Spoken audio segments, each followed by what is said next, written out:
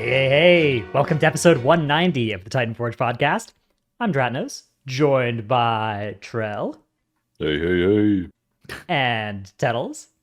Dude, why are you like this? What, We had to Dragon's go in it too? deeper. Hey.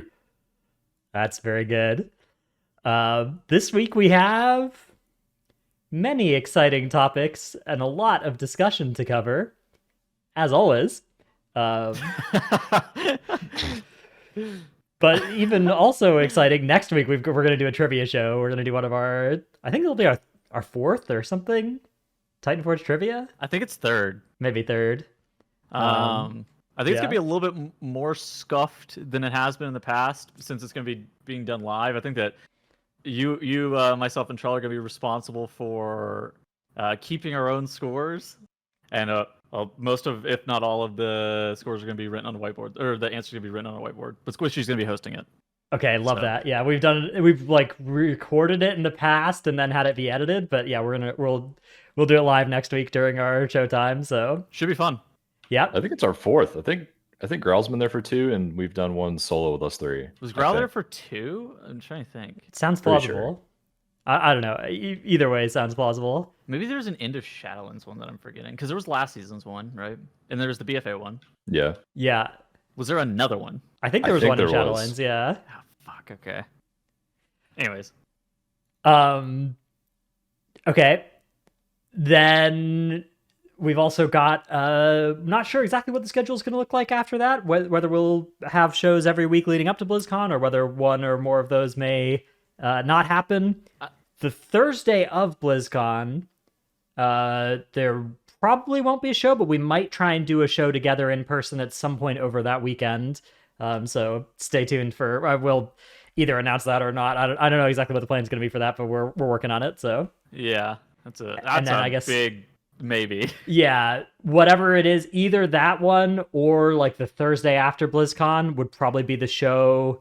And then if the patch is when we kind of assume it will be, which is like right afterwards and then right into the new raid, that would maybe be then where we take our like 2 weeks off for the Race World First and stuff.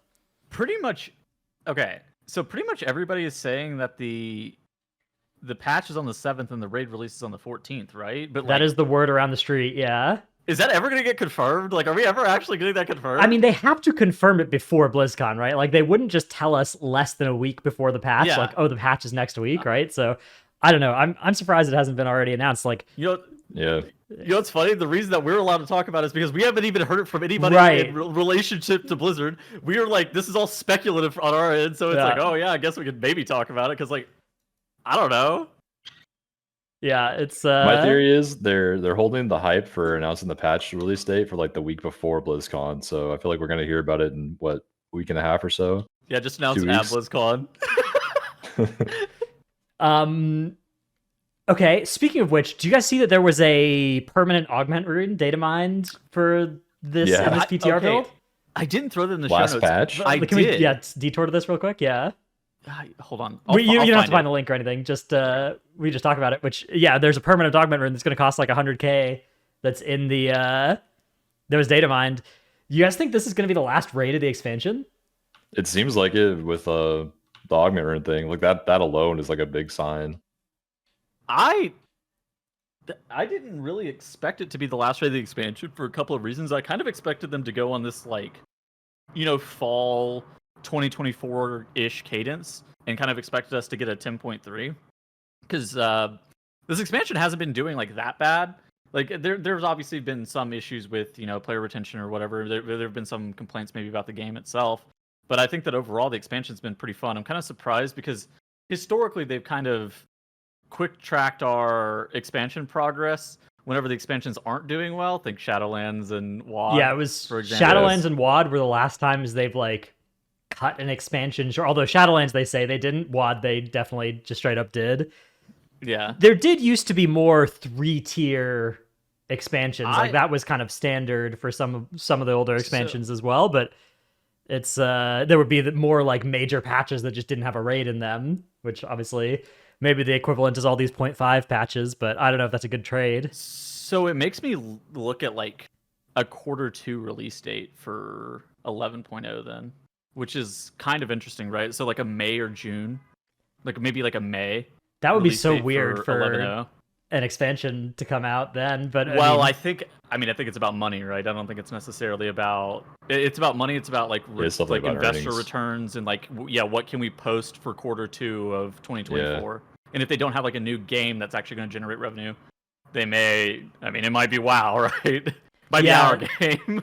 Which I guess if the new expansion is, so in this hypothetical, if the new raid comes out in November, and then the new expansion with a new raid presumably comes out in May or June, yeah, I guess we're not looking at that bad of a content drought, right? We're looking at like 7 months between tiers being the kind of average that we've been sitting at, which I guess is okay. And then if it's just a year and a half for expansions instead of 2 years, that means that we're paying for a little bit more expansions, right? Like we pay a little bit more money. Yeah, so it's more earnings. I mean, they're not going to raise the monthly subscription, right? Like that's been, that would seem incredibly greedy. I think. Don't say that. Please don't. Surely they won't do that. I mean, the only better way they can make more money is like more services, sales through WoW, and like merchandise and faster expansions. Like that's the big one. Now, I will say I would be thoroughly disappointed if they rammed us with a faded season and then fully sent us to August 2024. I think I would be pretty frustrated with that. Like it just a manufactured content drop for no reason. Yeah, I mean they might because they've done it now once. This could be the second time and make it a habit. Hopefully I don't think they did it like in Shadowlands intentionally. I don't think it felt manufactured in Shadowlands. I think it was just part of getting us out of the expansion. Yeah, I mean, I would still like to see, like, even if there was a June expansion, if we had a faded season from like in like April and May or something, I'd be down for that. I mean, that would be yeah, exactly. I'd be down for that. I would also be down for all of the Dragonflight dungeons to be like their own Mythic Plus season as well. But like not at the expense of like forcing us to take like a September 11.0 release date. If we are a year from the next, like if the raid comes out in November and then there's a year until the next raid. Whew. If they come on BlizzCon and they get up on the panels and they're like fall 2024 and we don't have a 10.3, you're like, oh yeah, fuck. Now it is worth noting that we don't know for sure that there's not a 10.3 and there's not a raid. The evidence of this augment rune has been 100%. Like there's been 3 permanent augment runes and they've always been in the final raid that they've come out, but that's not like a guarantee or anything. And in fact, it kind of would be nice if you actually had a permanent augment rune at the start of a tier rather than never having it at the start of a tier. So true. And this one does cost twice as much as the other ones as well, which 100k. It costs 100k, yeah. Which maybe that means it's gonna actually, because if it costs twice as much, but it actually was available at the start of a new tier, that would be worth it. That would be like way more value per gold. Squishy asked those a question. Token sales. He said, "How would you feel about a faded season and it was a returning raid similar to returning dungeons like Throne of Thunder, Blackrock Foundry, or whatever, as opposed to us getting faded Nighthold?" I was literally gonna say Nighthold. That'd be awesome. I'd be down. You would like that? You would like that more? You think? Yeah, I certainly would. Yeah, I'd rather see well done content that's already been in the game, but it's not like as recent as the current expansion. Like I like when they bring back these BFA and Plus dungeons because they're already pretty much ready for M+. It's better than like bringing back, in my opinion, Algathar Academy from season 1 or an extremely old dungeon like Throne of the Tide. So I'd apply that same rule to raids as well, in my opinion. All right, in other exciting news, the Icecrown Citadel Race to World First is underway. I don't actually, is it still going? Hang on, let me check. It's probably over. Let me check. Okay, I don't know if it's still going, but it started an hour and 10 minutes ago as of right now, so we expect to be able to have a world first called during this broadcast, probably, if it hasn't already. It's so funny, man. Every single time there's a classic Race to World First event, someone in the Discord call is like, this time it's going to be like a week long. There's going to take several days, and it's always within like 45 minutes to a couple hours. Over. There's no way anybody actually believes that, right? I mean, this time is different. This was when raiding got hard. Tuttles was Icecrown Citadel. Up until then, they were all easy bosses, and we all knew that they would die in an hour. these sweats clear this shit during PTR testing, and then it releases the exact same difficulty. No, Blizzard had to buff the bosses. Blizzard buffed the bosses, so they're really hard now. They buffed Arthas so that you can't have people die and then onk and just hit him when everybody's down in the Frostmourne phase. So, it's gonna be really hard.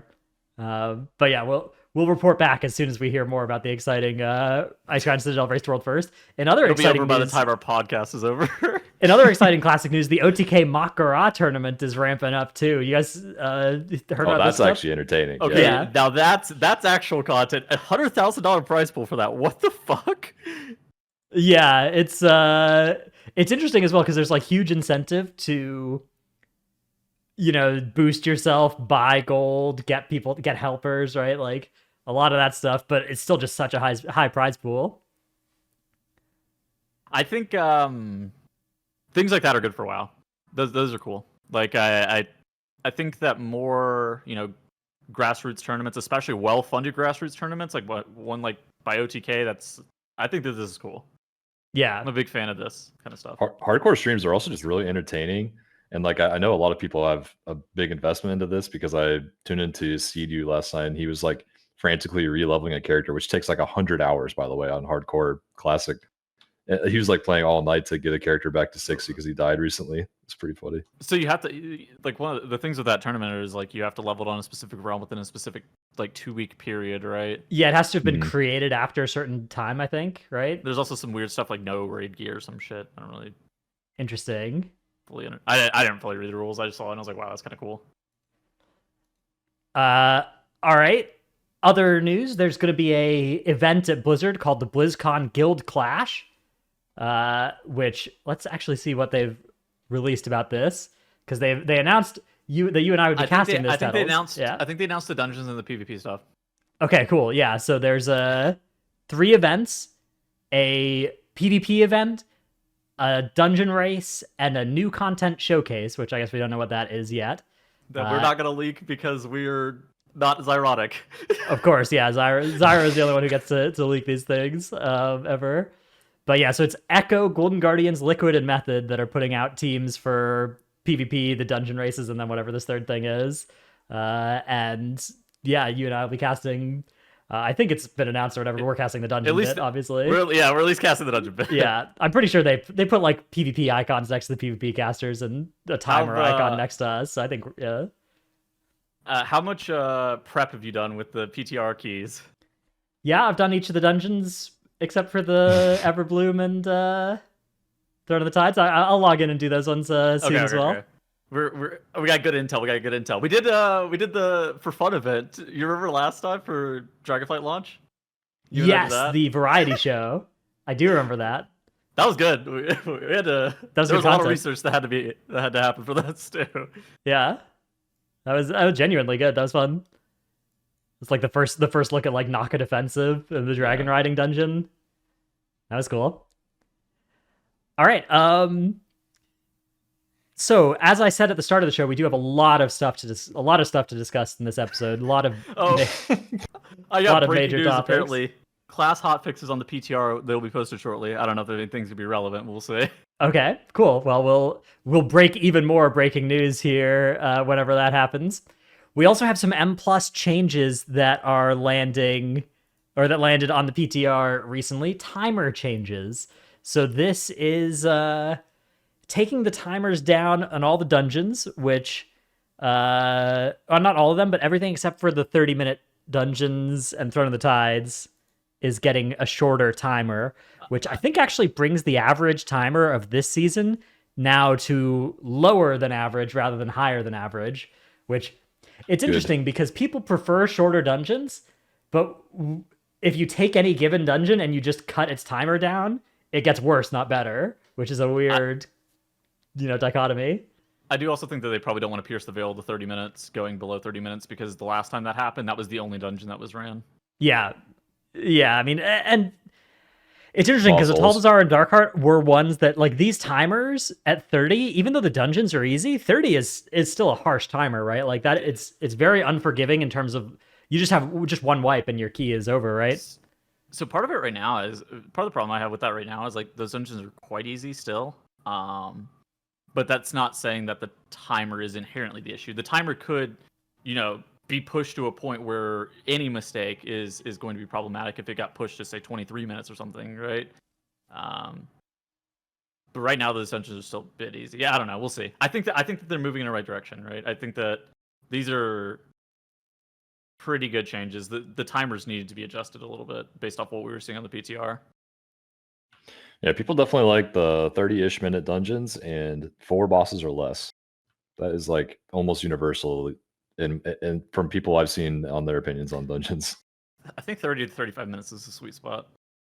Yeah, I think that's true as well, but if you just take a dungeon and make the timer shorter, it's got the same amount of stuff in it. Like, it's just gotten harder to do, right? It's not like it's actually gotten any shorter, except I guess maybe you're failing a key and so doing it at a lower level, and it's shorter for that reason, which I don't know. I mean, I guess there is sort of a trade-off. As you shorten the timer, you increase the DPS requirement and you reduce the like one-shot check and the requirement of a dungeon, sort of, right? Because it's all relative to each other where the hard part is. So I guess this may be a good direction to take these dungeons in as well. It really just kind of depends, right? Because there can be multiple avenues of why you deplete a key. One could be like there's like an overall damage check on the key where you're not going to really wipe to anything that's super deadly, but being able to do it underneath the timer is the hard part. And then there's other parts of dungeons where surviving a boss specifically is going to be very hard. Pulling off a challenging trash pull, that's going to be the hard part. It just kind of depends on the seasons. Depends on the expansions. I think that Shadowlands was ones where most of them were like damage checks, but more recently we've had a bit more lenient timers as a whole, but execution was a bit more focused on and like survivability. Yeah, I'd say this expansion's been a huge execution check. Almost every dungeon that's been out so far. Yeah. All right, we also have Throne of the Tides has been reworked. A lot of different changes have landed on the trash mobs and the bosses in here. If you are comparing this to, say, the Cataclysm version or even the Cataclysm Time Walking version, these mobs have gotten very changed. What did you think of this dungeon whenever we ran at Trail? There's a lot of casters. There's so this many 6 casters. Aquamage pack is one that this that this article highlights, which is not a particularly fair pack, huh? Yeah, I think it's going to really highlight, unfortunately, a need for like a mass CC. Like Vengeance Demon Hunter is like the prime candidate for what you want to have in this dungeon right now. Maybe Boomkin if it's pretty good, anything that can silence mobs for a long time. There's just so many of them. Yeah, this really 6 Aquamage thing just feels like this shouldn't exist pack. I don't know. Or they shouldn't be Aqua Blasting for 380k on a 24 divide. I think it's pretty easy to cut down on casters too. You just like give them a lockout. Like a lot of these mobs just don't have a lockout. Just give them like a 3 or 4 second cooldown on their abilities. If you stop them, they don't recast. They just move on. Stuff like that helps a lot. There was some weird stuff that was inconsistent with like how Blizzard has designed mobs recently. Like the oracles, they have that mend cast trail. Like any CC that you send on the oracle, they immediately start firing off a recast, and you're like, yeah, wait, hold on. They haven't done this in a bit. Historically, they have been fixing those a lot in the last 2 seasons, where they make them don't recast either right before the patch goes live or shortly after it goes live, and that's really good. We love to see those. I think I kind of expect them to go through and fix those again to allow, because like how they view it, I think like this has not been explicitly stated by Blizzard, but kind of what we've seen from them is how they view it is if you send a stop, that may as well be the exact same thing as sending a kick on the mob, and the mob shouldn't recast that ability immediately. Yeah. Also, there's like some other mobs that are kind of crazy. These little dog kind of mobs. They fixed them, I think. Oh, did they? I haven't played it this week. But last week what they were doing was they were fixating players, and they were like, CC wouldn't even stop their cast. They would just give you like a massive bleed or something, and it stacked to infinity. I think I even tried to dwarf it as a tank, and it didn't work. So they fixed that part. If you click on the other link, the Vicious Snapdragon's now that Razor Jaw is considered a bleed. So it can be, Evoker, Dispelled, or Dwarfed, or whatever. I think the thing for me that's a bit weird about those mobs is the fact that you can't interrupt their fixate at all. Yeah, it doesn't get stunned. It doesn't get stopped or anything. Yeah. It's kind of eat you. Yeah, strange mobs. Definitely something probably also to change. I don't Personally, I don't think this dungeon is going to end up being that great, but I think it can be okay. Yeah, they changed the elevator, so it's just a click on a button and teleport up thing, right? Although it's still like, it's not like teleport, it like turns you into a ball, right, and brings you up. Yeah, it's like the Azure Vault gates. Yeah. Kind of. I think this dungeon looks better than the other revamped dungeons. I think it's definitely looking better than Vortex Pinnacle was. I agree. I actually think it's above average on the rework dungeons. What do we think about the bosses and how they play now? Last boss is kind of cringe. I think I kind of expect a couple of things about that boss to get changed. As it currently stands, the last boss does this weird thing where if you ever fall behind on clearing the sludge, you're immediately going to wipe. So it's kind of like a pug killer. And if God forbid you don't see this 8-bit graphic underneath the boss because it looks like it was designed in Cataclysm, it's really, Which crucially, this wasn't actually designed in Cataclysm, right? Like this is a completely redesigned boss, right? I think the graphics probably were designed in Cataclysm. Okay, yeah, because I remember fighting a octopus from outside the room on this boss or something. Yeah, that's at the very end. Okay, Once you defeat this dude, you become large and you kill the octopus. I see. Okay. But honestly, I think they just need to add a better graphic, like Title said, like something in the middle of these sludge puddles, because you have to stand in the very middle of them, and it's really hard to tell where that even is once you start getting overrun. Third boss is the guy with the octopus on his head with the fear. He didn't really do anything. Second boss is kind of cool, how you had to bait the slimes and knock them back and then not get knocked back. I don't know. That boss is pretty good, yeah. Yeah, I think that boss is pretty good. I think the second boss and the fourth boss can be decent. I think the first and the third boss don't really do anything. Okay. So overall, more optimistic than Vortex Pinnacle. Definitely better than Vortex Pinnacle. Yeah. Mm-hmm. That's I think with some minor tweaks, a lot of these mobs will have a lot of outplay potential, and then it'll feel really good. All right. I think there's only so much you can do with this dungeon realistically. And I don't know how you guys have felt since you've tested it, but like I think there's only so much you can realistically do with Throne of the Tides. And I think that what they have done is like, it's a fine dungeon. Okay, we have some breaking news. It's not the Lich King dead yet, although Lich King is at 40% apparently or something like that right now. So it's like about to end. Yeah, that'll be coming soon. It is class tuning that's just been hotfixed onto the PTR. Demo lock is getting, it looks like, sizable nerfs to their set bonus here. The Doom Fiend and Doom Bolt volleys here. This looks like a 40% nerf or something. 50% nerf even to the Doom Bolt volley. I think someone was saying it was doing like 23% of their damage in keys. Yeah. Oh yeah, that's so.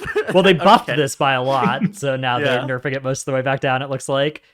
And then Fury, it looks like this was already the change in the patch notes here about Reckless Abandon, but it looks like there's a buff here to Bloodbath and to Crushing Blow and to Storm of Swords. So, okay. So not really much on a meta level. Not much, no, not a huge set of changes, but it is breaking news, which is cool. There was also dungeon tuning and some raid tuning as well. Anything you guys wanted to pull out from the tuning? Dungeon tuning, there's not really. Okay. Yeah, raid as well. They're reworking Nimue, the tree boss thing. They're testing some more bosses tomorrow, but not that one. They're just retesting. Oh. They're retesting Volcaros, Tindril, and Ejira the Cruel. Which Ejira was actually pretty tough on Mythic PTR. But they've removed the stun from it, so it'll be a lot easier now. I don't know. Yeah, I don't think my guild's even gonna retest those bosses though, because we've already seen them, right? Like CBA. I mean, testing for guilds, for most guilds. Okay, so say you're a guild that is willing to do testing. You're not necessarily doing the testing because you need to master the mechanics on the PTR. You're doing the testing because you want your raid to see the boss, right? Yeah. Yeah. Get a head start. Yeah. Yeah. I don't know. Not everybody is like Echo and Liquid who are sitting in there for the full testing and then workshopping for an hour after testing, trying to figure out what they're gonna do. Yeah. In fact, the sleeper thing that Echo and Liquid do that a lot of people don't really prioritize or hear about, I think, is normal testing. The weekend that normal testing is open, they are like in there with all sorts of different, like they do that so many times to like get benchmarks of how the different classes are doing and stuff. So that's something that most other Mythic guilds don't even bother with, is the normal testing. All right. I guess it's we have a lot more to talk about. We're gonna do a little 10.1 retrospective, where we kind of look back at some stuff from 10.1, one of our just many topics for this week. But first, it's time for tip of the week. My tip of the week was inspired by a tweet from old Maximum about seeing a new employee at Chipotle or something, and they're about to wrap the burrito bad, which some people took issue with this, but he wasn't trying to say like, oh, I hate these people or anything like that. He's saying, obviously act normal and stuff, but it is definitely true that when you go to Chipotle, you can RNG into 70 to 130% of your expected amount of fillings in different situations. Okay. But there are several hacks, and these are not new. If you're a Chipotle enjoyer, you probably already know some of these. But there are several hacks to improve this. So first of all, if you do recognize that you have a new employee, always a good idea to just opt for a bowl. You can get a tortilla on the side, and then the bowl is much more consistent with how much they'll put into it. If ever you're looking to maximize how many fillings are going to be in either a bowl or a burrito as well, the hack is getting half and half. You're going to get more total of either beans, rice, meat if you go half and half than if you go with one. So if you just say white rice, they'll put in like a scoop of white rice. But if you say half white, half brown rice, they'll give you like 70% of a scoop of white rice and then 70% of a scoop of brown rice, and you're coming out ahead on this exchange. And if you're ever going to ask for double of anything, which I think is free for the rice and beans and is extra for the meat, you want to wait until they do one scoop and then ask for the double, because they can't give you a smaller scoop retroactively, but they can if you ask beforehand. So that's an important sequencing thing. And then it's an important sequencing thing. It is. It's important sequencing. If you're trying to maximize how much is inside your burrito or your bowl, I'm personally a fan of the bowls. I would say, if you're looking for Chipotle, nice thing there is you can mix things up there. You can try a lot of different things. If you like the tortillas are really good. You can also get double wrap burritos. That's 2 tortilla burritos. Those things are really good. That's a lot of calories, but it's really good. So, depending on where if you're ordering at. online, you run it through SimC first to get the optimal burrito as well. So the online orders, you gotta recognize as well. There's a good chance you're gonna get less stuff than if you're using these hacks IRL. But you got to just walk in and pick up your thing or get it delivered to you or whatever. So, dude, these are the trade-offs we deal with every day. Okay. One thing I've definitely noticed is if you order online, there's something about like staring at the employees through the glass that makes them more anxious and give you like better portion sizing as opposed to if they're doing it in the back. Yeah, so that's these are just some of the pieces of tech that I'm not the first to develop them, but have been developed over the years by various Chipotle enthusiasts. My favorite hack is when I order online and suddenly I Titanforge some extra food. That's some good shit right there. That is very good. Yeah. My least favorite part about ordering online is whenever I get somebody else's order. Yeah, you low roll. Yeah, low roll somebody else's food. Man, there's no way we just talked about min-maxing Chipotle. We got to get new content. This is insane. All right, Trell, what is your tip of the week? All right, I actually came up with some stuff. So yeah, this is legitimately 3 great tips of the week. So all right, so Sleepwalk is Evoker's like secret tech CC ability. A lot of people don't know how good this ability is. It's basically a rogue sap, but it also moves the mob away from its like resting position. So this is probably the most common people have seen in Brackenhide, where you Mindsuit this pack by the arrow, and then it's the pack right before the first boss for those listening. And then the Evoker sleepwalks the one mob away, and everyone can just walk through because it moves the mob. But there's also like a couple others I've seen so far. Like this next one's Uldaman. You can sleepwalk this caster away from these 2 mobs. And since they're not officially linked as a pack, then you can pull those 2 mobs into the boss for free. And they're basically like free count mobs. But if you don't do that, then it pulls every single thing in that room, which is 3 casters, and you don't want that. That's a good one. And then I was doing a key with Sang, friend of the show, Sang Helios, last night, and he sleptwalked this mob in Nel's Lair before you get to the second boss area. And that was just like a way to save 5 seconds, because otherwise you got to wait for the third Mind Soothe from the priest to come out. And this is actually like secretly pretty big for the mage, because since you saved like 5 or 6 seconds there, the mage and anyone else with like a 30-second maintenance buff is able to keep all their stacks going into the next pull. It's actually really good. That's cool. I didn't know about that one. Now, how would you go about learning optimal places to use this like next season? So there's actually like you can kind of test to see if groups of mobs are linked together, and by linked I mean if you pull one, all of them will Yeah. pull, no matter how spread they are. So like in Halls of Infusion, for example, almost nothing is linked together. So like you see evokers sleepwalk an orb out of a pack and just can pull it solo if they want, which is really, really good for prioritizing which mobs to kill. So that being said, like going into new dungeons, if you have an evoker in the group, you can just sleepwalk a mob in any random pack and just pull it after and see if it's linked. I will It's really good say, information. just as a hot tip, you might want to be looking at the Volcall area of Bataldazar for sleepwalk spots. If you're in there early season and you're looking for potential sleepwalk skips, that Volcall area, there's definitely going to be some over there. True. All right. Tettles, what are we looking at in our clip of the week this week? They changed the first boss of lower Second Dawn boss. of the is it second boss? Yeah. Oh yeah, first- second boss. Second yeah. boss of lower Dawn of the Infinites. In Mythic Plus, it's a little bit different than what you saw in Mythic Zero. But one of the big things about these orbs, if you get hit by these orbs, you basically die. And so I think the way that you optimally play this boss is you always play up into melee, almost regardless of whether or not you are melee or ranged, and then you always just dodge to the right. I think that always dodging to the right is going to be your best bet. You just go counterclockwise every single time. And you want to stay in a melee too, right? Yeah, as a that's what I'm caster. saying. You just get up into melee because that allows you to be in the slow zone easier. Because if you're further out from the boss, getting in the slow zone is just going to be a lot more challenging. And it also, like, the way that the orbs are spawning like out of the boss's model, you need to be like almost pre-moving them if you're far. Yeah, also I missed you saying that because I saw in the chat breaking news the Lich King is fallen. Yeah, it's in the RP bit, at least on the stream I'm watching. I don't know if there's somebody that's killed it first, but it's crazy. The hardest race to world first of the last 18 years is already almost over here, 93 minutes in, which is pretty cool. Once again, we get to break live race to world first news here on the Titanforge podcast.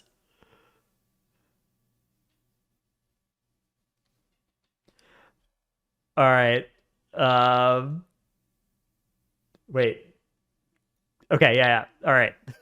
Let's move on. You good?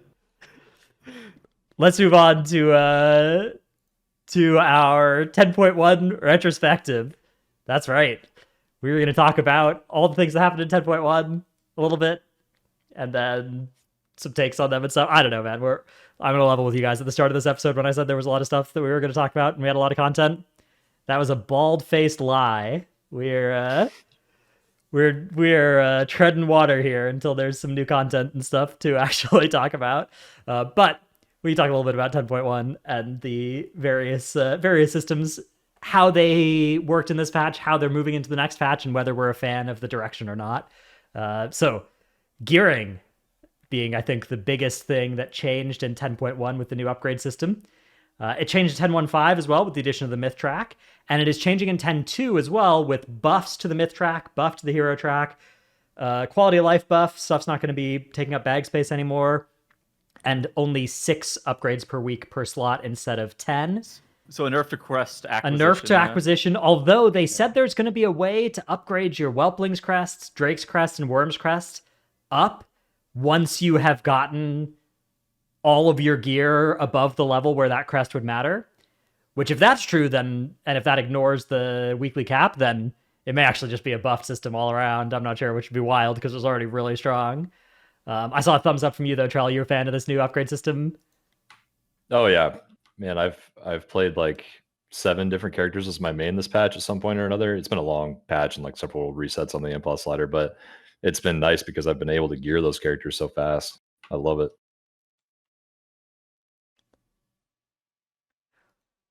Yeah.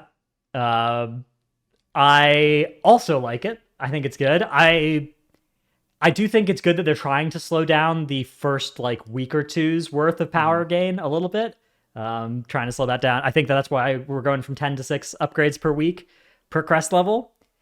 Although again, I think that depending on how they implement this crest upgrading system, that might backfire this time around as well. In which case, it's not the end of the world, right? Like, if a gearing system is too generous, it's like a small problem. If it's not generous enough, it's a big problem. So I would agree with that. I mean, I think that they're it's better than nothing, right? And if you look back like at what we had in Shadowlands or what we had in BFA, these are remarkably better systems, just generally. What we have right now with the Great Vault instead of the BFA chests, that was so stupid. And then now, like, even expanding the Great Vault, this expansion, and now we have on top of all of that, like this gear upgrade process. I think it's all pretty good. It feels a lot more cohesive. I think that's something that removing Titan forging, whenever it got removed, something that was negative. I felt like the gearing system as a whole was less cohesive because of it, because it didn't feel like there was. I felt like there was actually just a lot of problems about gear acquisition after the removal of Titan forging, but it wasn't like. But there's a lot of problems about having Titan forging, and now it really feels like it's all like one large system that works together well. Did you guys not like Titan forging? I can't remember if you guys liked it or not. I didn't, but I didn't like it for a lot of different reasons. Yeah, I loved it personally. I didn't mind it. I thought it was worse than corruption, but I thought it was better than a lot of the harshest critics of Titan forging thought it was. I don't know. It did lead to some frustrating moments at different times as well. And the kind of feeling of like, I have no way to guarantee that I'm going to get my good items, right? Yeah. That was something that was frustrating at different times. So to me too, it was more like the fact that you had to do everything and there was no end in sight. That to me felt really bad about playing. Yeah, that's the only thing, I guess. That's the only downside I can remember personally, is like having to kill an old world boss or try to clear the old raid tier to try to get some like sick Titan Forge on a trinket or a set piece in some cases, like that. Maybe that being fixed, but bringing Titan Forging back would be pretty cool in my opinion. But honestly, we should probably even explain what Titan Forging is, because it's the name of our podcast and a lot of people weren't there when it was the thing. But it's like when you receive an item from a raid boss or dungeon, it has a chance of going up to like 30 eye levels higher. It could go up to the cap of whatever the eye level was at any given time, which was wild. Like you could get a 50 eye level Titan Forge, but that was exceedingly rare. Yeah.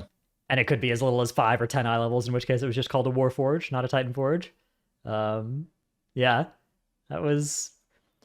It did have upsides, right? It certainly had its upsides in making lower level content more relevant. I think the upgrade system does a lot of that work as well. Especially, I mean, if you can upgrade your lower level crests to higher ones, for the first while on main characters, all levels of content are going to be relevant as a result. But Titan Forging was like an exciting event that could happen when you were doing almost anything, that was the upside of it. But was it worth the cost of the RNG? Yeah, true. I felt like the RNG felt really bad. It also was like a weird situation where you would see like players who were, LFR players or like normal level players, and they would get like a plus 50 on something. You're like, what the hell? I don't know. There was also an issue in my personal opinion where feeling obligated to run every single level of content every single week felt not great. But that was the problem too, is that was for multitude of reasons. That wasn't just because of Titan forging. That was also because of things like legendary acquisition. So it's like kind of hard to not separate them, or kind of hard to separate them as much. How about Evoker Legendary? How'd you guys feel about the Nezuro, the Unbound Legacy? I think that was pretty cool. I think the way that it was introduced was awesome. I thought it was so breaking cool. News. Yeah. And it didn't impact the race. The RNG didn't impact the race. That was perfect. I hope they do that with the next one. Yeah, we don't know how the Farrak Legendary is going to happen, although we already know it exists, which we didn't know Nezuro existed. Like it was like data mined and speculated about, but it was not actually something that anybody knew the specifics of until it dropped after the world first kill, which that was so cool. Giving it to having it opened by the world first kill was so awesome. Yeah. I think that's one of the all-time coolest things, especially in this era of like data mining and stuff, that they were able to get that surprise in there. I think that the way that it was acquired by Evokers 2 months after that, before they put in the bad luck protection, was pretty. It's pretty unfortunate that they didn't just have the bad luck protection in earlier, but I guess it's okay now. I felt like the power level was actually okay on it. Yeah, It didn't really feel like it was something. Obviously, it was strong, but it didn't feel good, like it was something that was. and it I was think a BM Hunter weapon good. It felt like actually. It's gonna survive into next tier, but not for long, right? Like I think it's better than heroic weapons and worse than mythic weapons or something next tier, which is probably about right for something like this. So cool. How about, I guess we talked about tier and stuff a little bit as well, being great this time around, getting even better in 10.2. The very rare items this time around, the trinkets. My biggest pain point was definitely that the raid trinkets were so much better than the M+ trinkets across the board, and were so like vital, and there's some in there that you're just like the ball, the beacon that you're just still looking for, and you still don't have enough of in your M+ group or your raid team. I think this is a problem though if Mythic Plus trinkets are too good. I think that we go back and forth on this every single tier, where if Mythic Plus trinkets are too good, then they're all farming Ruby is bad. We have the reverse argument where it's like I feel like I'm farming this over and over again on a bunch of different characters. It's true. Maybe we would just always complain about whichever one was good. I guess my biggest wish is that like whichever one was best, it was by a smaller amount than these raid trinkets are better than the M+ trinkets. But yeah, I mean, next tier is gonna have a good M+, gonna have many good M+ trinkets. The Dawn of the Infinite trinkets are pretty good for a lot of people, so maybe that problem is getting solved then. Whew. Yeah, Cheat Death real trinket. good. Cannot wait to have one of those in all my tanks. All right, how about class balance? How we feel about 10.1's and I guess 10.1.5's class balancing saga? Do we want to start with just 10.1 before? Let's leave 10.1.5 for later. Let's just talk about how 10.1 yeah, landed. let's do that. 10.1 was good. I thought that 10.1 was good. I thought the Race to World First was fine. I thought the initial 10.1 stuff was. I think we've seen better class balancing, but I don't think it was like awful. I think that for raid, you actually wanted 2 of everything. What was it they call it? The Noah's Ark comp? Noah's Ark comp. That's my guild's strategy, yeah. I think wanting 2 of everything for a raid is actually sick and pretty unprecedented. I think looking at Mythic Plus, there was some weird shit with 4 healing or 4 DPS, 0 healer for a little bit that got axed whenever Prop Paladin got changed or nerfed again. Right, yeah. There was 10.1 balance was great. Like there were 3 different tanks that were good. There were a ton of DPS that were good, 2 healers that were good, I think. Yeah, we have the old Mythic Stats website where we could look at what the meta is looking like in that season. If you extrapolate the meta, I mean, a lot of it's just going to be Shadow Priest is mandatory, and then that was definitely the biggest weakness of the 10.1 meta was the Shadow Priest bar here, because the tank side was looking great, the healer side was looking, the Paladin bar was growing, but then we have the incident. The 10 point. The incident. I think 10.1.5 has been one of the worst balanced patches in a while that we've seen. I don't think it's like into BFA Fire Mage level bad, where the only things that are playable are like Warlock, BM Hunter, Fire Mage. But I think that this has been a catastrophically balanced patch, like really, really bad. Yeah, I think that patch you're talking about had more variety too. Like even Rogue was pretty good. I think there was like 1 or 2 classes you could. Are you talking about in 5-mans? Because I mean, I'm talking about I'm talking about across the whole entire game. Oh yeah, okay. I mean, you're gonna bring a fucking Rogue to raid? No. True. But yeah, I had a literal shower thought today, where I was like, I think Aug Evoker is more required in seasons now than a healer. What do you mean? Like Aug Evoker was, and I think actually Meg tweeted about this, our guest from last week. That was a good episode, by the way. But I think she tweeted about this where she was like, I think Aug got all the tools that healers should have been given, or like healers were kind of working towards over the last few years. And then all of a sudden, all those things were dumped into Aug's toolkit, where it's like, it is the controller of people's health and survivability rather than the healer. Healer is such a weird role. Because you have some people who are like that, where they want the healer to be support, and you have some people who want the healer to just heal, right? Like And you see this with people who are. I feel like it's just like the classic players. I don't like no shot at like classic players, but they're people who played in classic. They're like, if I'm a healer, I'm just here to press healing buttons. I'm not here to do anything else. I don't know. The role is so. There's so many different opinions about what people want out of the role itself.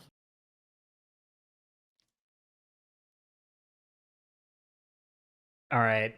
How have you felt about balance this season, Dratnos? I mean, yeah, the 10.1.5 I feel like was a huge error in terms of just like how is this patch going to affect the balance of our game? Balance and fun are not it's not required for balance to be perfect for the game to be fun. But if the balance is ever off by this much, it really does start to eat up the fun. So I think that the 10.1.5 patch has sapped a lot of fun from what should be a reasonably fun farm period, a nice easy raid to farm with some pretty fun bosses in there, a lot of potential to kind of I feel like the raid was looking like it was going to be a good fun farm period, turned into just a real slog, I think, due to just I think that a lot of it is due to the imbalance just making it a lot less fun to kind of do these farm raids. And then the M plus side of things, it's a much bigger problem there than it was ever for farm raid enjoyment for me, which is, it didn't change too much. But on the M plus side of things, man, that's that really sucked. I mean, we're talking about Mythic Plus stuff specifically, but they're having to reprog dungeons 3 times in a single season is, I think that is a press button if emergency thing that should never happen again. I think that was awful that it had to happen 3 times. Yeah, I mean, I think that the reducing the scaling coefficient from 10 to 8% was a good idea. Yes. It didn't really help that the best comp was still the same comp. So it didn't actually help. Like, it was good, and it definitely helped, and it probably helped a couple of like warriors get into title range or whatever, or something like that. Be able to actually compete for some of those slots, which was good. But that would be like the solution that you put on after you have stopped Guardian Druid from being 90% representation, Augmentation, and Shadow being 30% representation, and they just failed to do that. Okay. I'm not sure if it was a failure of willpower to actually nerf these classes in this comp by enough. You could argue that this week shows that they got better, but this week this most recent week the key level went down by 5. There's a bolstering week, nobody played, so there's no data to be gained from this row as far as I'm concerned. Well, they did attempt to do this. They nerfed all the god comp specs like 3 or 4 times. 3 or 2 times or actually 4 or 3 times for some of these specs. But yeah, I don't know. I mean, like I think that there's just either there wasn't the will to nerf them by enough to make the comp actually not the best comp, or there wasn't an understanding of why this comp is so dominant and why their nerfs were going to be insufficient, which I think is a more worrying thing, because I think that's probably more likely to be true, which makes me more worried that, for instance, this augmentation 33% thing is going to be a fixture of next season's M Plus as well, which I'm not looking forward to. I play a lot of TFT, and they heavy-handed nerf stuff really frequently. How would you feel about if Blizzard saw something was a major problem and then just slammed it? Like, there's a patch 2 days ago for TFT. I saw the multicaster incident. They B-patched it today. There were multiple units that took over 35% nerfs. Like, how would you feel if there was something that took obviously I don't think a 35% nerf would be warranted in WoW, but something took, say, Fire Mage released how it did on 10.1.5, and then it immediately got 25% off of it on that Friday. Would that have been okay? The only issue I have with that for WoW specifically is that people have class identities in this game. Yeah. And so all the Fire Mage players would have had 1 day to enjoy being in the spotlight, and then they're just gone. 35% nerf, boom, they're dead. The other problem as well is it's usually specs are usually fine or good in Raid or M plus, and then a lot worse in the other. So if you just blanket nerf them, you're taking them to awful in whichever one they weren't good at. So It's tough. just- Yeah, I mean, I do think that more nerfs quicker to these specs would have been good, but it is not easy to fix like shadow and augmentation just given how they work, without making them feel really bad to play, which is the problem. You think you think it's better to do weekly small nerfs like they did, as opposed to taking a really fucking heavy-handed approach and then trying to bring it back if there's a problem still? Yeah, I mean, I think more frequent smaller nerfs would be good. I just think you have to do over these 10 weeks, you have to do more than 3 nerfs if the meta still looks like this. Like, I don't know. I mean, I guess you could say we've given up on this season and we're moving on to next season now, but that is a failure case, I think. We got nerfs 5 weeks in a row, right? And it still didn't fix it. It wasn't 5 weeks in a row. It was like 3 of 5 weeks or something, right? I think their nerf cycles they brought out were good. They just missed the mark on like what to nerf. Like we said, they kind of missed it entirely for Shadow Priest. They kept trying to nerf its damage, where its huge benefit this time around was like it was just straight up required for these dungeon sets because of its utility. Right, which actually the shadow nerfs that we should have seen were on the dungeon side by like making deep chill less bad, which they eventually did, but doing those sorts of things, right?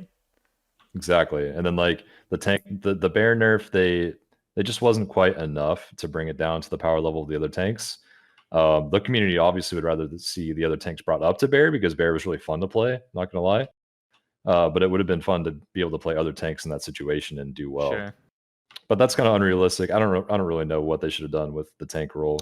Tank and healer are always the hardest, because since you only in 5-mans in particular, since you only have one of them, you're playing the best. Like the largest majority of people are playing the best, right? Right. Infrequently you're going to be playing something that's not that great.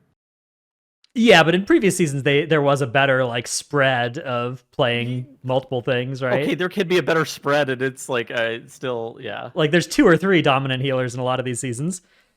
You go back to like BFA season 2, it starts to get bad again, but even that wasn't as bad as these weeks. Sure.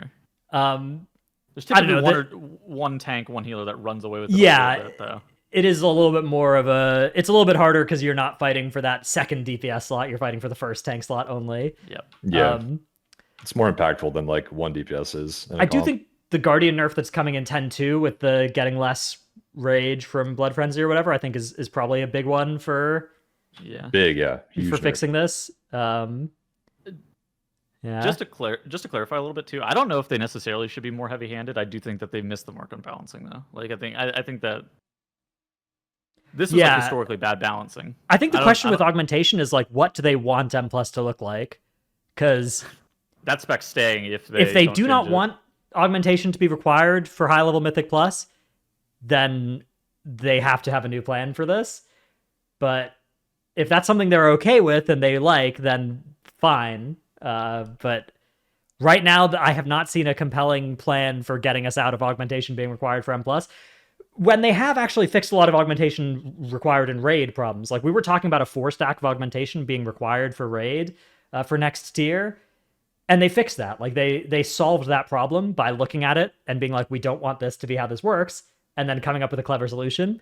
But that energy hasn't yet manifested in Mythic Plus balancing. I feel like there's no urgency from Blizzard's end. I feel like they don't know how much of a problem it is. Yeah, the aug. I mean, it's legitimately a hard problem to solve, of finding a way to, without gutting augmentation and making it suck for the people that are currently enjoying it, preventing it from being mandatory for high-end content. But they have to decide basically, is that something we want to solve or not? And if it is something they want to solve, they're gonna have to try something else, because this is not what they've tried so far has not accomplished anything on that front. Yeah, unfortunately. Yeah. It's I don't know. I don't remember if we talked about it last week, but for one thing, the colors kind of changed at the last 2-week marks there because of the break the meta competition, where a lot of high keys were being done by the off specs of these classes. This was break the meta week, right? This yeah, so that one is even a little bit. There's a little bit of fake diversity in there, and then this week was the bullstring week, where just people were doing keys 5 levels lower than the others. So. Yeah. Oh well, that was the break the meta week, the bullstring week. The bullstring week was break the meta week. Yeah. So that's why it's so diverse. That is messed up to do to people who want to do break the meta. I declined and I watched people do it instead, and I'm so glad I chose to do that, because they were basically capped like 5 or 6 key levels lower than Yeah, I people mean, were doing look at with the good key comp. level here is 22.9 instead of 27.8. That is nasty. That's actually unheard of, because usually in seasons, break the meta is like 1 or 2 key levels below cutting edge level keys, and this time it's 5 or 6, and that's in large part due to augmentation's defensive bonuses. It's actually crazy. People getting one shot on 27s all of a sudden instead of on 32, where they could live on 31 just fine. It is actually crazy how much you can see here. All of the specs gaining in power and all of the big specs getting cut down, except for augmentation. So these 23% augmentation are all of the non-break the meta keys, right? Because augmentation wasn't allowed in break the meta. Mm-hmm. But then all of the like other meta specs are shrinking to much smaller fractions. So right, like fire shadow went from 28 to 10, whereas augmentation went from 33 to 23, which I think just goes to show like how required the augmentation is compared to the shadow, which is also in the meta right now. But that one's much more replaceable. The projected meta comp for next season is like, you know, Outlaw, Rogue, Havoc, Demon Hunter, Augmentation Evoker, right? Like that's what people are looking at. Yeah. For now, yeah. I have not heard of a compelling comp that doesn't include an Augmentation Evoker in M+ next season, so... I mean, there's actually no way unless they do some insanely huge nerfs. I think the problem with 5-mans is that if their damage is close, I think they're going to be broad almost uniformly, because they make keys, regardless of their damage, easier to execute well. I mean, they give your tank and healer power in addition to doing the damage of a full DPS or more, which is just it's just a non-issue, like a non-question. They also focus on keeping your party alive with things like, you know, scales rally, and being able to shield people whenever they fly with me, whatever the fuck the thing's called, rescue shield. There's just like a lot that's going on with their kit that's tough. Zephyr. Yeah, I mean, I count stuff like Zephyr, Scales, a little bit of off healing. Like, if it wasn't actually bringing as much throughput and tank and healer power as it did, you know, you can make comparable arguments for like, oh, Balance Druid has off healing and trees and, you know, Innervate or whatever, right? Like you can make that argument. If Balance Druid was doing 130% of the damage of everybody else, people would be talking about those things as like, oh yeah, and they also bring all this stuff, but it's just the number, right? That augmentation is bringing just a full DPS's worth of value and is making your tank and healer 10% better, which is just, you know, it's the best. And 5-man on utility. average, It's the best 5-man utility suite by a lot. What were you say, Charles? Sorry. I was gonna say, on top of that, on average, they're basically making the entire party like 20% more survivable with all the different things going on, all the verse they give, all the extra health. It's insane. They're so good. Bleed Dispel. Yeah. I do think that a lot of it is raw number. It's just number that's disguised. It's number that is going into your tank and healer's power rather than just the DPS raw number. But it certainly does have a nice utility kit, but I don't actually think that that's the killer that is putting it ahead of everything else. I think it is the fact that Ebonmite is buffing your tank and your healer by so much. Did you guys know that their upheaval ability, which is rotational and it's a stop, that the upheaval ability actually is like a small mass grip? It actually moves all the mobs closer to the center, which is a large DPS gain. Like every time the evoker presses upheaval, it's going to gain the group some damage. I know it did the knockup whenever you have it talented. I didn't know it had a. I didn't know that they landed closer to the middle of it. That's cool. Yeah, it's really nice actually. Okay, we got to move on. Otherwise, we're gonna be here for all right, yeah. Do we want to talk about any of these other 10.1 things? Any other topics people want to pull out? I think we talked about raid a little bit, right? Yeah. Obviously there was like the Zaskarn incident and the Echo of Neltharion Private Auras incident. How'd you feel about affix changes? Good. I've complained about Afflicted and Incorporeal being like these passenger affixes, and I don't like that paradigm. But I think that the affixes they removed were good ones to remove. Entangling is a great affix. So I don't know. It was an improvement overall. Lack of a seasonal. How do you guys feel about lack of a seasonal? I'm okay with it. I think that there's a better way to design affixes as a whole. And most of my ideas come with involving a seasonal, and involving fewer just other affixes. But I think that what we got this season with affixes is fine, and I think that the lack of a seasonal was okay. I think I agree definitely with that. prefer to have a seasonal and just scrap the other affixes, just like Fort plus seasonal or Tyrannical plus seasonal. I think you need a little bit more than that to kind of keep people playing. But yeah, sure. I think you need Fort plus a seasonal plus like an on death or something. All right. I guess that's it for our 10.1. Do you think the season was fun?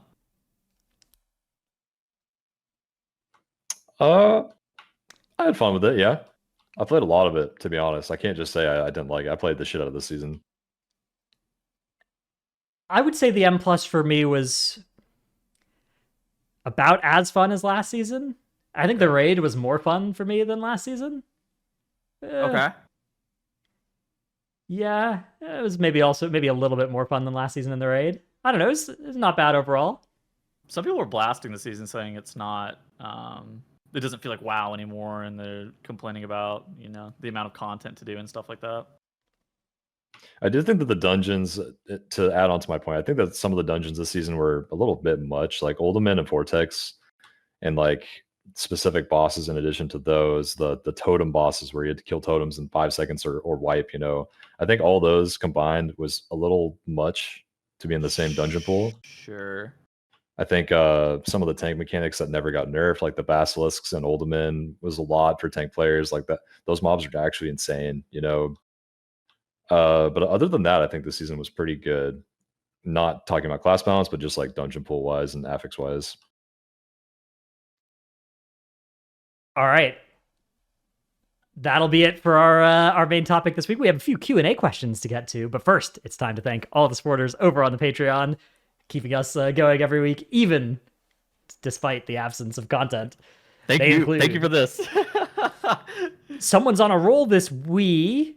Now, I assume, was this supposed to be week? Did we fail to copy the K here, Tuttles? Or all right, we did. Yep. All right. Someone's on a roll this week. It's not Tuttles. I can't believe it's not Butter. I'm unsure if this is or is not Butter. Never Nude, Jaw, King of Skills, Dratnos' Dino Pillow, Chromed, Trekkie, Chewy. Dratnos, did you guys know Boomkin is going to get Solstice with Nature's Grace into a single talent point for 10.2?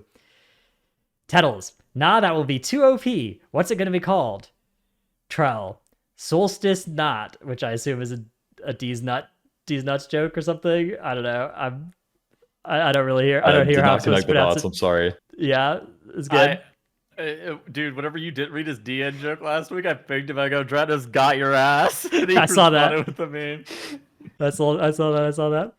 Salty Senny, Zivexx, Necris, Tankdill, Nevik, Eevee, Year of the Spear has extended into 2023. Bless up. No Trick, I forgot I was sub tier. Dimat, Rework Mistweaver, Nyx. I have found the butter. It is grass-fed. You, sir, are not butter. Gallic, Brusive, Dratnos Archivist. What is the rank and name of the Drakthir that Echo of Neltharion kills right before his fight?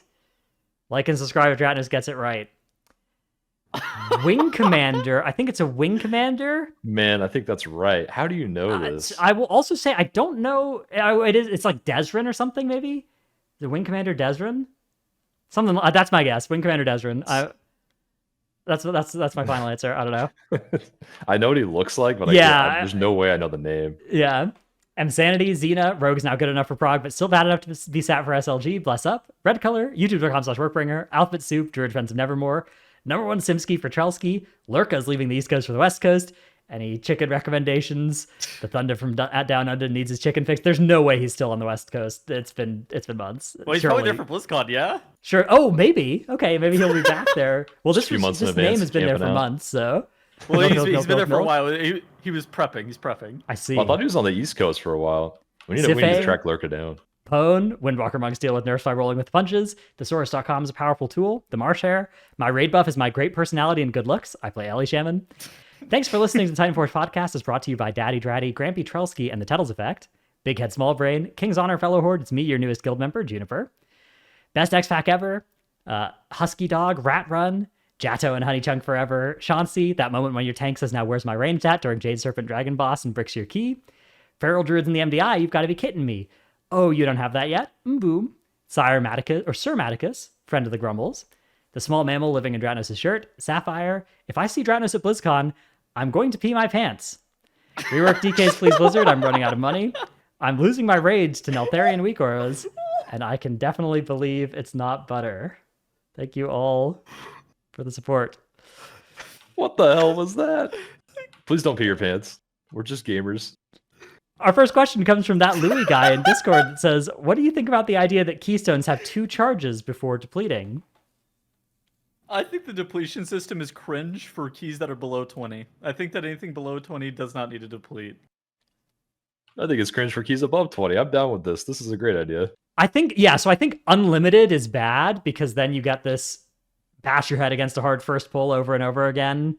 Yes. Like it's Tournament Realm meta. Yes. Oh, what if you had a 10-minute rule? Like 10 minutes into the dungeon, you can start again. Once you pass that point, you can't. Yeah, as long as you could only do it once, I think it would be good. One time, yeah. Yeah, that I think the 2 charges idea is a cool one too. I like that as a good compromise maybe between the 2 sides on this as well. More broadly though, I think that keys below 20, like there's no reason for them to be depleted, like in general. Like it's probably fine for keys below 20. Most people aren't necessarily playing for score below 20 in the exact same way that a lot of I think that there's like a lot of different goals for players who are doing keys, and I think that whenever you're trying to either do keys up to a 20 for vault chance, or you're trying to get keystone masters or whatever, I think that depletes are far too punishing, especially if you're using LFG too much. And then whenever you're doing a 26 or a 27, I think you really understand like what's going on, and I think it's a little bit different. And I don't know. I do think that maybe the deplete system needs a little bit of looking at. All right, our next question comes from Raichu in Discord that says, Tettles' latest video on M+ solo queue I think opens up a good question for the cast. If solo queue isn't the answer, what is? Being literally unable to play the game is by definition the worst problem a game can have, so the massive waits for non-meta specs, especially DPS specs and LFG, needs to be fixed somehow. It doesn't matter how fun or unfun a dungeon is if I can't play it. So I think one of the major arguments for solo queue is that you don't want the rejection and you don't want to sit around and you want to be able to accepted. You want to be able to say I would like to go do some M+, and you would like to be able to go do that in the way that if you want to go play TFT right now, you can, right? Yeah. Whereas if you want to go do an M+ key, you need to find 4 people to do it with. Yeah. I've always been a huge fan of this. I would love to have the system. Like a solo queue system? Yeah, I've also been a fan of trying it out. The problem with the solo queue is if it's bad but popular, they wouldn't be able to, like, if it did bad things to the game, it would be hard for them to take it away if they added it. But I think it'd be worth trying it. I don't know. I think that risk is worth taking because I do think that it would be it is a problem that a lot of people want to play M+ and can't. Personally, I think it fractures the ecosystem a bit too much, though, right? Where if it's a competitive game mode, right? Say you're pushing for only score, exclusively score, I think a solo queue makes sense. But I think if you're doing Mythic Plus for Keystone Master and you only need a very specific dungeon, or if you're only doing Mythic Plus for loot, I think a solo queue is actually bad for you more often than not. I think the selectivity of that LFG provides is like a better solution. Now, I don't think LFG is perfect, right? I think that LFG has a lot of problems. I think that LFG isn't bad necessarily for what Mythic Plus is because it's so broad with what players are doing with Mythic Plus.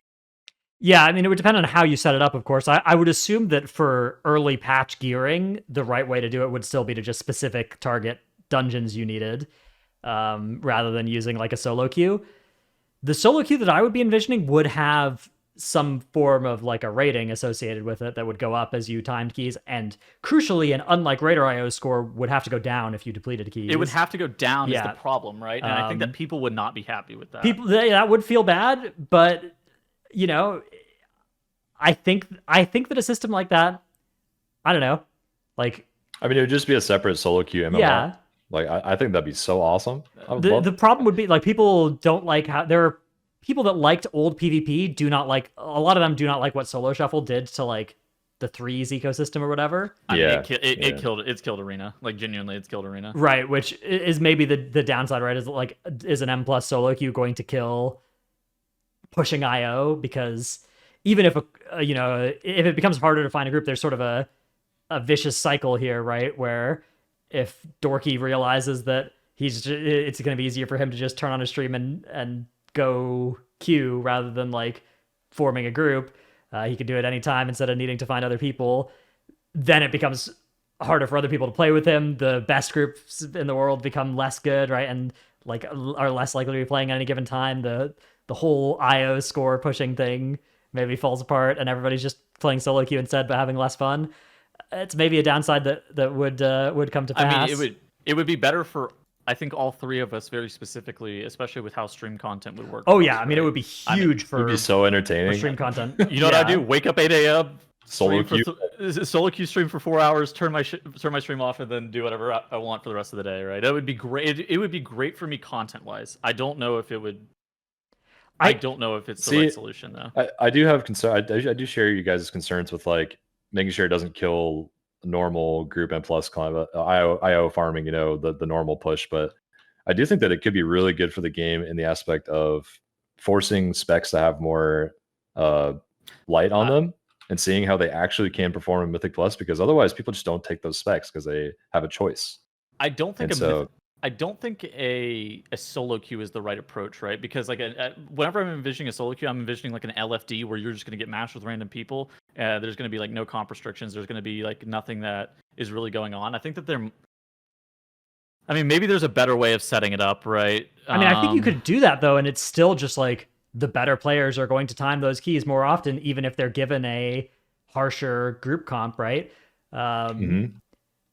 And you could potentially even adjust the rating so that it's like like it matters by how much you deplete or don't deplete the key, right? And it's like always relevant. Those how well you're doing at the margins. I think there is maybe a better solution than what we have currently. I just don't think it's like solo queue, because typically an LFD system is used for trivial content or content with an MMR system, right? And an MMR system would be here. Like there would be an MMR system for sure. Otherwise, this wouldn't do much. Yeah, because this wouldn't do anything. Yeah, exactly. This wouldn't do anything. Right. It's not an MMR system. Well, there'd have to be an MMR system. There'd have to be like comp restrictions and the aspect of like there cannot be triple range. There cannot be triple melee. There has to be at least one range, one melee. And then, I don't think there even has to be that with the way the dungeons work. Are there dungeons that are non-functional if you're triple ranged? If I queued into another Moonkin and we had a Holy Priest, though, I think we're fucked. Yeah, that's what I'm saying. Like stuff like that should be there have to be rules, because like I mean even in say Nullslayer, there's little things where if you have one too many range, then people get random mechanics, and if you have exactly 2 range, then the same 2 people get the same mechanics on like 3 different bosses every time. Stuff like that's pretty big. And then like just depending on dungeon design, you know, I think something like this would also expose, you know, if a group ends up not having a priest in the current season, they're just like they have such a harder time doing their M+ solo queue, and then Blizzard would have that data, you know, something about priests is way too OP. What would an MMR, system look like if you were like really high rolling like the dungeons that you got over and over again? Because dungeons are not made equal, and part of the reason that the dungeon spread is allowed to be, you know, kind of imbalanced is because you have to do all the dungeons at least at some point, right? And creating an MMR system, the MMR system wouldn't necessarily be in line with having to do all of the dungeons. It would be in line of like what dungeon did you random into? Yeah, I mean it could.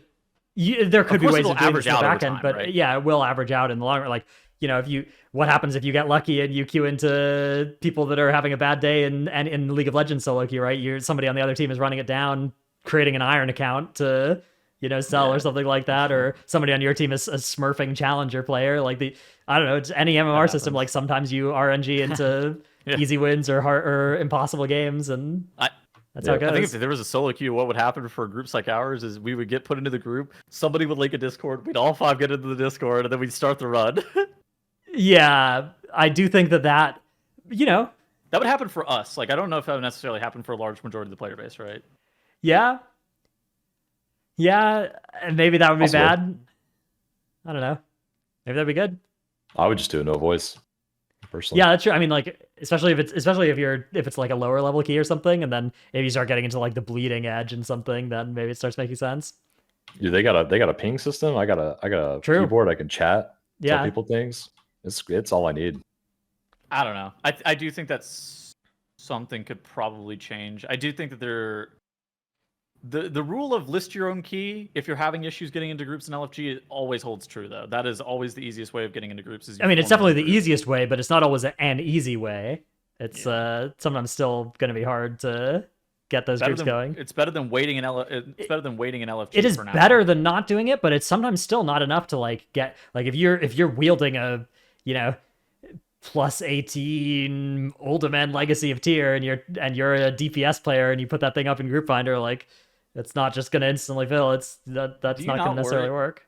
Do you not worry if this is like is the primary game mode? This takes the good players out of LFG.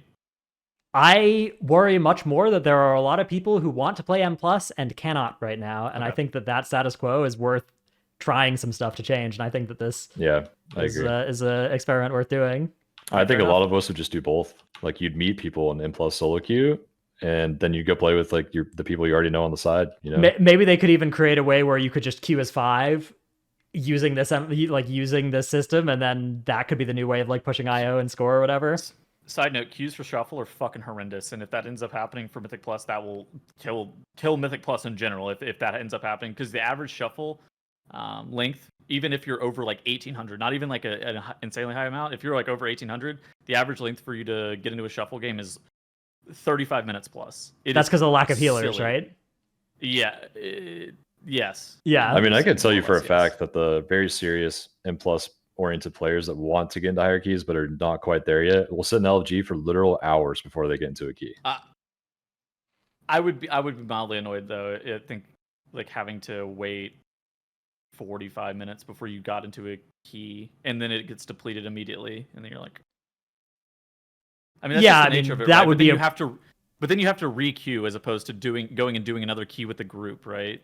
That would be a problem worth solving for sure. Yeah. That's just the current LFG experience, right? Right. Now, I just think that, and also like it's we're assuming that this wouldn't prevent you from like if that was worse than just playing with a group, you could still just go play with a group, right? Like, the only way where a solo queue would displace group play would be if it was better, right? But if it was literally press button 45-minute queue, you would just play with your friends like before, right?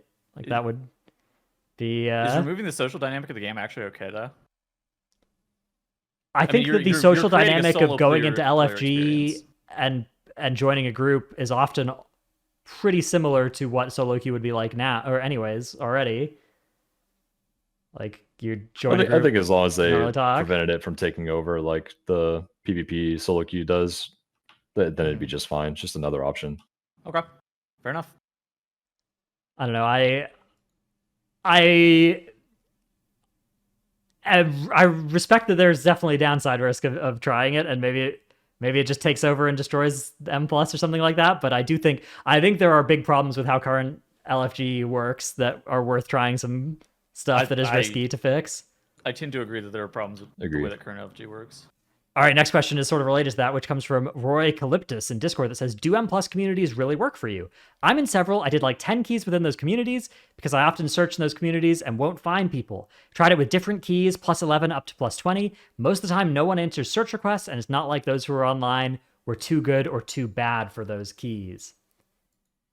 So my experience in here is very outdated because the last M+ community I like used for keys was either early BFA or Legion. It was in BFA. The communities were added in BFA, and I used them in BFA, and that is the last time I've used them since. Most of the time, I just use Discord, right? I assume. Oh, this person's talking about in-game communities. Okay, I've never used an in-game community. Oh no, I've used one once for like a week to try and do some keys. There have been communities here and there, but it's been like actual years. I agree with Tuttles. Yeah, I haven't seen any good ones for a long, long time. So if those do work or don't, we don't really have good up-to-date information on that. Or if there are any Discords that are active for. So are you guys in any Discords that are good for like firing, 20-ish keys or something? Not really, unfortunately. Dorky's Discord or Guild's Discord. Right, that's like higher keys usually though, right? Like yeah. So I mean, there are like, Discords that like they're like private Discords that we know of that you can fire them off in there and you'll probably get somebody. Okay. Yeah, but nothing.